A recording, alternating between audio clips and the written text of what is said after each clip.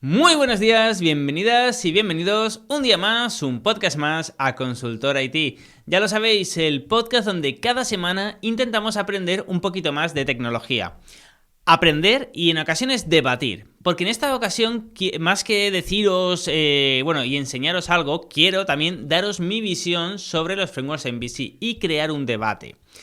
Yo voy a decir que los frameworks MVC están muertos y habrá muchos de vosotros que no estaréis de acuerdo. Yo voy a intentar explicar el por qué considero que los frameworks MVC ya no tienen cabida en el futuro y cada vez menos en el presente. Sé que esto le va a molestar a mucha gente y sé que me vais a criticar porque ya conozco a muchos haters que me estáis escuchando y sé los comentarios que me ponéis, ¿no? Pero no pasa nada, aquí voy a hablar de datos estadísticos, más que nada, no son percepciones extrasensoriales que crea yo, sino que vamos a hablar de datos, de por qué considero que, frameworks como Laravel cada vez se van a utilizar menos. ¿Vale? Simplemente basado en datos. Y también agradecería si hay debate, genial, en los comentarios, ya sea en iVoox o, en iOS no se puede, en iTunes no se puede, pero en iVoox, por ejemplo, o en YouTube, agradecería los comentarios, siempre constructivos, porque podemos no estar de acuerdo, pero yo creo que podemos aprender mucho el uno del otro, ¿no? Al fin y al cabo. Así que nada, te agradezco los comentarios sobre este tema, sobre si crees, después de escuchar este podcast, que van a desaparecer, no van a desaparecer, se van a reducir o incluso van a aumentar. Pero antes de explicar por qué, como digo en el título, considero que los frameworks MVC van a desaparecer o están muriendo, quiero que pensemos en los frameworks. Si yo os pregunto qué frameworks son los más populares, seguramente me diréis Laravel, CodeIgniter, Angular, Zen Framework a lo mejor, React, Vue.js, ¿vale? Y es correcto, son los más, dentro de React se podría decir si es una librería o es un framework, eso otro día entraremos, pero dentro de lo que cabe serían correctos, son los más populares, ¿no? ¿Qué es lo que pasa? Que hace 5 años esta no habría sido la respuesta. Hace 5 años la respuesta habría sido Laravel, CodeIgniter, Symfony y ya está. Y empezaba ahí quizá Angular. ¿Vale? Pero ahora hemos hablado de Angular, hemos hablado de React, hemos hablado de Vue y seguramente algún despistado hablaría de Node.js. Digo despistado porque no es un framework como tal. El framework podría ser Express, que sí es un framework de Node.js, pero Node.js no es un framework, es un motor. Dicho esto, fijaros que en 5 años ha evolucionado mucho el mundo de los frameworks. Y no es malo, siempre ha ido evolucionando. Pero ¿cuál es el problema, por decirlo de alguna forma? Que los frameworks actuales no son MVC. Y no pasa nada. Son otro tipo de frameworks y están muy enfocados hacia el desarrollo, por decirlo de alguna forma, el desarrollo de microservicios. Que vamos a hablar también un poquito de microservicios y ya haré un podcast más adelante hablando solo de microservicios. Pero mientras antes eran desarrollos más monolíticos, ahora son desarrollos más enfocados a microservicios. Y por eso es aquí donde no tiene sentido. No es que esté muriendo porque haya una tecnología mejor, sino que deja de tener sentido los frameworks MVC. Pero como sé que todo esto es muy raro porque mucha gente que me está escuchando no va a saber lo que es un framework MVC, empecemos por el principio. Empecemos por cuando se puso de moda los frameworks MVC. Y ahora hablaremos de qué es un framework MVC, no os preocupéis. Todo comenzó con PHP. Bueno, comenzó mucho antes, de hecho, ahora veremos cuando se inició, como dato curioso. Pero todo empezó, se hizo más popular con PHP. PHP, es un lenguaje enfocado a desarrollo de aplicaciones web y desarrollo de páginas web, ¿vale? Está enfocado al mundo web. A diferencia de otros que son multipropósito, PHP no. PHP únicamente está enfocado a desarrollo de plataformas web. Eso sí, es el único lenguaje de programación, gracias a que es interpretado, es el único lenguaje de programación que es aceptado en el 100% de los hostings. No existe otro. Node.js, que está muy de moda, genial, sí, está muy de moda y a mí me encanta, yo amo JavaScript. ¿Pero qué está? ¿En el 1,5, en el 2% de los hostings se admite? No se puede comparar con PHP que está en el 100%, por ahora, ¿eh? Y no digo que el otro no sea mucho mejor, otro día lo discutiremos, pero PHP es el único que está en el 100% de los hostings. Dicho esto, que también está cambiando, empezó PHP, empezó sin objetos siquiera, ya no es que no esté orientado a objetos, es que no tenía ni objetos, y era un caos, ¿no? Poco a poco se fueron implementando los objetos en nuevas versiones de PHP, pero seguía siendo un caos el código. Tú veías un código o ibas a una empresa a desarrollar un código y el senior lo había desarrollado de una forma. Ibas a otra empresa y estaba desarrollado de otra forma totalmente diferente, era un caos. Y bueno, hasta que a alguien se le ocurrió ya establecer un framework, ¿no? Dice, bueno, un framework no es más que una forma de trabajo, no es magia, no es en una aplicación .exe, no es ni siquiera que tengas funcionalidades extra, porque todo se basa en el lenguaje de programación donde está dicho framework. Todo lo que puedes hacer con un framework, el 100% de lo que puedes hacer con un framework, lo puedes hacer siempre sin el framework.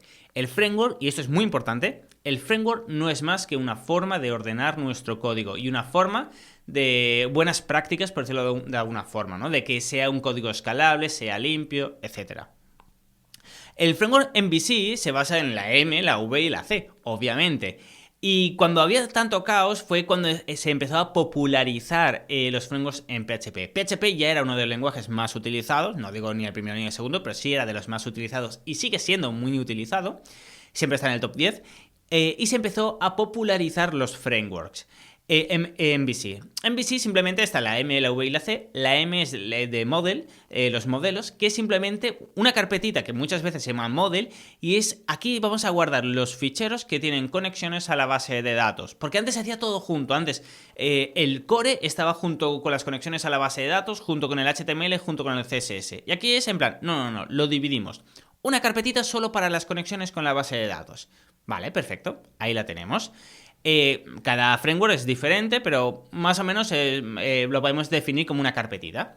Otra carpetita, que porque es modelo vista controlador, la V de views, de vista, que es donde introducimos el HTML y quizá podemos llegar a meter algo de CSS, aunque suelen ser links externos a un punto CSS. Pero aquí metemos el HTML y muchas veces incluso... porque claro, un HTML sin PHP no tiene sentido. Pero aquí nunca había PHP o debía de haber mucho PHP. Aquí era todo HTML. Lo que pasa es que luego, ya gracias a Mustache, a Handlebars, o bueno, si directamente hacíamos un eco, digamos, se separaba el código de PHP del HTML. Entonces, eran plantillas, por lo que podíamos luego modificar extremadamente fácil. Un diseñador que no tenía ni idea de programación podía modificar esa plantilla. Cosa que antes no, porque estaba todo unido. Y por último tenemos la C, que es el controlador, ¿no? Es el core de nuestro código. Simplemente lo que hacía era, bueno, la programación dura, el core, y cuando necesitaba algo de la base de datos, pues accedía a los modelos, y cuando necesitaba mostrar algo, accedía a las vistas y las cargaba y las mostraba al usuario. Era como el artista, por decirlo de alguna forma. Bueno, esto era un sistema monolítico, que se llama, que es una de las formas más rudimentarias de programación, que es todo junto, ¿vale? Bueno, está separado, aún así está mucho mejor de lo que estaba antes, porque antes era todo el código junto. Ahora el código está ordenado, pero no deja de estar siempre en la misma máquina. La base de datos, la base de datos, el frontend está dentro de una carpeta, es cierto, pero sigue estando todo dentro del mismo framework, por ejemplo, del Laravel o de CodeIgniter, ¿no? Entonces lo llamamos sistema monolítico. Pues bueno, no pasa nada. Simplemente se hizo el primer framework en VC, funcionó súper bien, se crearon nuevos. Normalmente son de universidades o de empresas o empresas que lo hacen gratuito. Hay muy pocos que sean de pago. Y lo que pasa es que sí que es cierto que y esto es un dato curioso, aunque los frameworks MVC ya tienen 50 años, porque salió en los 70, de hecho lo creó un trabajador de la empresa Xerox, que ya sabéis, bueno, ahora esa empresa no es tan importante como antes, pero antiguamente Xerox, quien haya visto la película de los piratas de Silicon Valley sabrá la historia del ratón que inventó y que se lo robó Apple y luego Windows, etc. Pero bueno, Xerox era una empresa importante en aquella época y bueno, un trabajador inventó esta forma de desarrollo de modelo vista controlador. Simplemente que PHP era muy popular, era un caos y entonces ha sido el lenguaje de programación que más frameworks ha tenido en la historia de los lenguajes de programación. Por eso la gente asimila o piensa que los frameworks en VC son de PHP, pero no tiene nada que ver. Dicho esto, todo fue genial, todo fue magnífico hasta hace unos 5 años. Hace 5 años pasaron dos cosas. Bueno, ya había pasado hacía 10 años la versión del HTML5, ¿vale? Donde JavaScript tenía más poder, podías acceder a la webcam, micrófono, tenías los blobs de binarios para guardar muchísimos datos en el navegador, tenías local storage, session storage. Es decir, el HTML5 te daba muchísimo más poder a JavaScript, no necesitabas el Adobe Flash, por ejemplo. Entonces, ya digamos que JavaScript era más potente en el navegador. Entonces empezó a tener muchísima fuerza. Por decirlo de alguna forma, tenía mucha fuerza JavaScript. Hace 5 años ya se había hecho muchísimas aplicaciones, muchísimos frameworks para JavaScript, y ya empezó a despegar realmente. Porque aunque antes tenía mucha fuerza, hacías cosas, pero seguías implementándolas en Laravel, CodeIgniter, porque a ver, de la noche a la mañana no se crea un framework y todo el planeta se pone a trabajar. Entonces seguíamos con estos frameworks en VC. Parece 5 años ya estaba demasiado rodado, ya salió frameworks como Angular, que fueron muy conocidos, la comunidad open source se volcó, se empezaron a hacer desarrollos con Angular. Esto por una parte. Y por otra, también, que es un mercado que todavía sigue creciendo, hace 5 años también estaba súper high el desarrollo de aplicaciones mobiles, ¿vale? O sea, por una parte teníamos que JavaScript estaba petándolo a tope, y luego por otra teníamos el desarrollo de aplicaciones mobiles. Que me preguntaréis qué tiene que ver, pero tiene bastante que ver. ¿Qué pasaba con JavaScript? Volvamos a JavaScript, que estaba pegando muy fuerte hace 5 años, y bueno, y sigue, y cada vez más. De hecho, no me extrañaría que finalmente, PHP se redujera un 90% a favor de JavaScript. Pero ¿qué es lo que pasaba con JavaScript que estaba pegando tan fuerte? Que claro, no tiene sentido que desarrolles un framework en VC, en la parte del servidor, cuando le estás dando tanta importancia al frontend, porque toda la parte de la vista, incluso del controlador, ya no vas a usar un Laravel o un Symfony o un CodeIgniter, por ejemplo. ¿Qué sentido tiene usar un CodeIgniter si luego vas a usar Angular? No tiene ningún sentido, porque el controlador y la vista va a estar en Angular, que vas a usar los modelos como API, ¿vale? Entonces, por una parte, ya dejaba de tener sentido la utilización, pero se seguía utilizando y se sigue utilizando más que nada por estandarización, ¿vale? Para que si a otra persona coge el proyecto, sepa continuarlo porque conoce CodeIgniter, por ejemplo. Entonces, ya no tenía sentido, ya no se usaban ni siquiera las carpetas de vista o de controlador de CodeIgniter o de Laravel o de framework que sea, pero se seguía utilizando bajo ese framework. Y luego estaba también, y luego había un problema, y es cómo desde Angular accedemos a los datos de la base de datos, porque lógicamente desde el cliente no puedes acceder, no puedes hacer una conexión MySQL.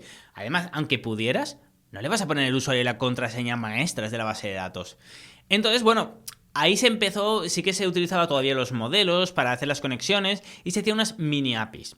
Una API es una forma de acceder de forma totalmente segura y abierta, que todo el mundo puede verlo, pero aún así sigue siendo segura. Ya haremos un podcast, de hecho tengo un podcast hablando de APIs, os lo recomiendo.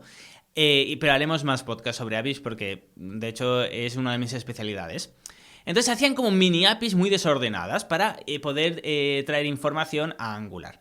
Por otra parte, teníamos las aplicaciones, como estaba diciendo. Cada vez eran más populares, incluso con JavaScript. Ahora tenemos React Native, Ionic. Antes, sobre todo, era el proyecto de Apache, Córdoba, para hacer con HTML, CSS y JavaScript aplicaciones. Y luego salió PhoneGap, que utiliza por debajo Córdoba, que es simplemente para que con 4 clics puedas hacer una aplicación con HTML y CSS.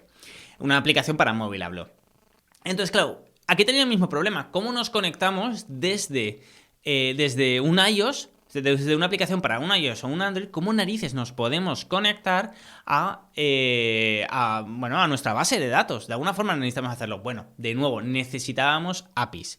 Bueno, pues se seguía haciendo, sobre todo con Laravel, con CodeIgniter se seguía haciendo. Sí que es cierto, en los últimos años se ha puesto muy de moda la utilización de Express para Node.js, para este tipo de APIs. Pero claro, fijémonos que nos estábamos con las apps y con JavaScript nos estábamos cargando, por una parte, los frameworks MVC y por otra estábamos necesitando APIs. Forma de acceso a la base de datos sin poner la contraseña. Con todo esto, realmente es que ya se está matando a los frameworks MVC. Por eso he empezado diciendo que esta es mi opinión. Basémonos en datos, ¿vale? Que por cierto, también os digo una cosa. Que un framework como modelo de trabajo, yo no hablo de uno en específico como CodeIgniter, que un framework dure 50 años es mucho más de lo que ha durado ninguno. Así que también enhorabuena por él. Dicho esto, actualmente, si buscamos en Google Trends, y os lo recomiendo, porque nunca creáis lo que diga un informático ni ninguna persona, siempre analizar todos los datos y buscarlo por vosotros mismos. En YouTube seguramente voy a poner los enlaces o pondré fotos, pero simplemente si nos metemos en trends.google.com, que para los que no lo conozcáis simplemente sirve para saber las estadísticas. Por ejemplo, cuántas veces se ha buscado una palabra en cada mes de cada año, ¿vale? Para ver las tendencias. Simplemente es un tema de tendencias. Pues si ponéis últimos 10 años y ponéis Frameworks MVC y luego por otra parte ponéis microservicios, que ahora hablaremos de ellos, veréis que el Frameworks MVC cada vez está en declive, pero año tras año tiene menos búsquedas y cada vez se busca menos sobre los Frameworks MVC. Y por otra parte, los microservicios, es que si el otro baja un 10%, es que los microservicios cada año se incrementan las búsquedas un 30% anual. Es que es brutal, es brutalísimo. Entonces los microservicios están cogiendo mucha fuerza y no tiene sentido Frameworks MVC, que es para sistemas monolíticos, es decir, todo junto con microservicios. Ahora, digamos, están ganando los microservicios a los monolíticos, a los sistemas monolíticos. ¿Qué es un microservicio, ¿no? Por decirlo de alguna forma. Como un ejemplo, porque claro, yo te podría decir la definición de microservicio como, bueno, un sistema independiente que le da unas acciones determinadas a un usuario o lo que fuera. Da igual, ¿qué es? Con un ejemplo. Imaginar que tenemos una plataforma, una intranet para una empresa. Con Laravel, por ejemplo, o con CodeIgniter, tendríamos no tendríamos API, tendríamos la carpeta modelo, todo ahí junto, tendríamos la vista en la carpeta views, por ejemplo en CodeIgniter, y tendríamos el controlador. Si tenemos una pasarela de pago, pues la implementaríamos dentro de, lo pondríamos en la carpeta seguramente libraries, pero accederíamos desde la carpeta controllers. Si tenemos que mandar mails, pues podríamos tener nuestra librería igualmente, la carpeta librerías, para tenerlo ordenado, pero seguiría en controllers, estaría dentro de controllers. Y no pasa nada, ¿no? El problema que es que tenemos un proyecto en una sola carpeta. La carpeta llamada CodeIgniter, o llamada como quieras, tiene todo el proyecto, tiene todos los servicios que se podrían dividir, los tiene todo en una carpeta. Entonces, el problema de esto es que cuando crece muchísimo un proyecto, claro, es horrible porque tienes un montón de librerías, tienes un montón de modelos, es horrible gestionarlo. Los microservicios funcionan diferentes. Es en plan, cada proyecto, por ejemplo, este mismo proyecto de una intranet con pasarela de pagos, etcétera, este mismo proyecto con microservicios sería, por una parte desarrollamos un proyecto que solo es la API. Ya está. O sea, solo es la API, que es el acceso a la base de datos. Por otra parte, vamos a desarrollar el frontend, por ejemplo, con React, ¿vale? Y esto es otro proyecto, no está en la misma carpeta que el API. Puede estar en servidores diferentes. Por otra parte, vamos a desarrollar, por ejemplo, la API podría estar en api.dominio.com, el frontend en dominiointranet.com, por ejemplo. Y la pasarela de pago podría ser tpv.dominiointranet.com, por ejemplo. En otro servidor, si queremos. Que lo podemos meter en el mismo servidor, no es una cuestión de servidores, es una cuestión de que se desarrolla diferente. Lo puede desarrollar diferentes empresas, diferentes programadores, y no tienen que contactar uno con otro. Como mucho, contactan con la API y ya está. Pero no tiene que estar dentro del mismo código, por lo que es muchísimo más escalable. ¿Vale? Es como hacer mini proyectos y luego cuando necesitas una parte, pues la usas y ya está. Desde la API haces una petición al tpv.midominio.com y ya está. ¿Que queremos implementar un servicio de email? Pues no lo vamos a implementar dentro de la API, que sería como el core, sino lo vamos a implementar en, por ejemplo, mail.midominio.com o email o sendmail.midominio.com. Como queráis, da igual. Y ahí podemos hacer las conexiones, podemos instalar un web proxy, podemos hacer lo que nos dé la gana realmente. Pero en definitiva, los microservicios es eso, es como servicios pequeños que cuando tenemos una app, pues solo vamos a utilizar el servicio de la API y quizá el de mandar algún email cuando se registra. Que tenemos la parte de frontend, que acceden desde el frontend, pues usamos el del frontend, el del dominio principal, el de la API y podemos utilizar también, el del TPV si quieren pagar online, ¿vale? Esta es la diferencia entre servicios, microservicios y servicios monolíticos, disculpad, que está todo junto, por decirlo, en la misma carpeta está todo junto. Es muchísimo más complicado que el proyecto crezca. Y nada, la tendencia ya sabéis, según mi experiencia en el sector, según los datos de Google, no me tenéis que creer a mí, buscarlo vosotros mismos, según los datos en Google, todo pinta a que gracias a las apps y gracias a JavaScript que está tomando forma y cada vez tiene más seguidores, pues bueno, todo pinta que nos vamos a ir hacia una programación de microservicios, ¿no? Y esto es muy importante porque mucha gente va a discrepar conmigo y va a decir, no, si te metes en InfoJobs verás, InfoJobs para la gente de Latinoamérica que no lo conozcas, como LinkedIn Empleos, es una plataforma de España para búsqueda de empleos. Entonces, mucha gente me va a discrepar y me va a decir que muchos trabajos se busca gente que sepa Laravel o que sepa CodeIgniter. Y dices, sí, es cierto, pero bueno, esto no quiere decir que la tendencia sea la que sea. Además, y esto es muy importante, tenemos que seguir sabiendo Laravel, CodeIgniter, Symfony y estos lenguajes, porque hay una cosa que es el código legado. Es decir, tú llegas a una empresa y tú no vas a crear la empresa. Tú vas a seguir desarrollando lo que está en la empresa. Y si está desarrollado en un Laravel, pues hasta que los jefes entiendan que van a tener que ir migrando poco a poco, año tras año, a microservicios, pues vas a tener que seguir desarrollando en lo que está en la empresa. Por eso, las ofertas de trabajo en muchas empresas es por el sistema que tienen. Si lo tienen en Laravel, pues vale, pues te contratan en Laravel y cuando se den cuenta, poco a poco, cuando ya no puedan crecer más, lo irán migrando a, pues a lo mejor a React, que harán una API, meterán un servicio de email, por ejemplo, etcétera. Así que nada, esto es lo que yo creo. Yo pienso que se va a reducir los frameworks MVC en los próximos 10 años, un 90%. Y según el panorama actual, si buscáis la palabra microservicios en España casi no existe. Y si buscáis APIs, desarrollo de APIs, es que no hay casi ni frameworks especializados en desarrollo de APIs. Ahora es el momento en el que os tenéis que meter aquí. No sé si tenéis la sensación de que aprendéis un framework y sale otro enseguida. Aprendéis un framework y sale otro enseguida. Os sale otra versión y os quedáis obsoletos, ¿no? Ahora acaba de salir la versión 4 de CodeIgniter. Ya han pasado de la alfa a producción, sin beta. No sé si os da la sensación de que cuando aprendéis algo, pues sale algo nuevo, ¿no?